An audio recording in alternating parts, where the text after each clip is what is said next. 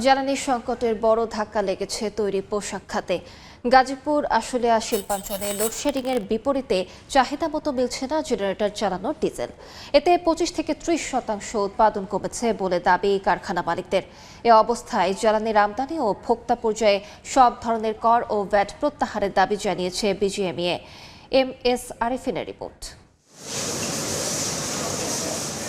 দেশের রপ্তানি আয়ের প্রধান খাত তৈরি পোশাক শিল্পে বছরের পর বছর ধরে গ্যাসের নিরবচ্ছিন্ন সরবরাহ না পেয়ে নির্ভরতা থেকে গেছে জেনারেটরই, যা চালাতে দরকার হয় ডিজেল, ফার্নেস অয়েল ও এলপিজির মতো জ্বালানি।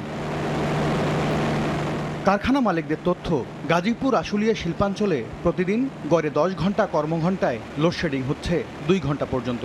উৎপাদন ধরে রাখতে যেমন দরকার হচ্ছে সাধারণ জেনারেটর, তেমনি গ্যাসের চাপ কম থাকলেও বিকল্প হিসেবে চালু রাখতে হচ্ছে ক্যাপটিভ পাওয়ারের জেনারেটর। কিন্তু মধ্যপ্রাচ্য যুদ্ধ ঘিরে জ্বালানি সরবরাহ বাধাগ্রস্ত হওয়ায় বিপাকে পড়েছেন উৎপাদকরা। ফ্যাক্টরিতে আমরা ডিজেল বেশি দামে কিনলে আমাদের খরচ বেড়ে যাচ্ছে। সেম কাহিনি মাল পাঠাতে গেলে আমাদের কন্টেইনার ভাড়া, পাশাপাশি শিপিং যে খরচটা, এটাও কিন্তু 50% 100% বেড়ে যাচ্ছে। এই অবস্থায় তৈরি পোশাক খাতে উৎপাদন কমেছে 20 থেকে 30%। জ্বালানি বিভাগকে এমন তথ্য দিয়ে কারখানাগুলোতে বিশেষ ব্যবস্থায় জ্বালানি সরবরাহ নিশ্চিত করার পাশাপাশি আমদানি ও ভোক্তা পর্যায়ে সব ধরনের কর ও ভ্যাট প্রত্যাহারে চিঠি দিয়েছে বিজিএমইএ।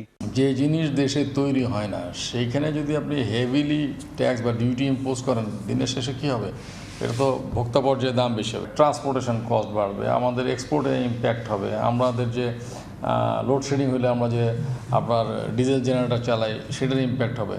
সো এইটার ক্ষেত্রে প্রতিনিয়ত বসে সিদ্ধান্ত নিতে হবে। বিশ্ববাজারে বেড়ে যাওয়া জ্বালানি ব্যয়ের বিপরীতে নেতিবাচক ধারায় ধুঁকতে থাকা পোশাক শিল্পে নিরবচ্ছিন্ন সরবরাহ নিশ্চিত করতে দক্ষ ব্যবস্থাপনার তাগিদ অর্থনীতিবিদদের। ক্রাইসিসটা রাষ্ট্র কিভাবে ম্যানেজ করবে দক্ষতার সাথে, তাহলেই কিন্তু রাষ্ট্র অনেকটাই বেঁচে যাবে এবং রাষ্ট্র তখন দ্রুত এই সমস্যাটা যখন সমাধান হয়ে যাবে তখন দ্রুত বাউন্স ব্যাক করতে পারবে। ইপিবির তথ্য সবশেষ মার্চে বছর ব্যবধানে তৈরি পোশাক খাতে রপ্তানি আয় কমেছে প্রায় 19.5% আর 5.5% কমেছে অর্থ বছরের 9 মাসের হিসাবে। MS আরিফিন, সময় সংবাদ, ঢাকা।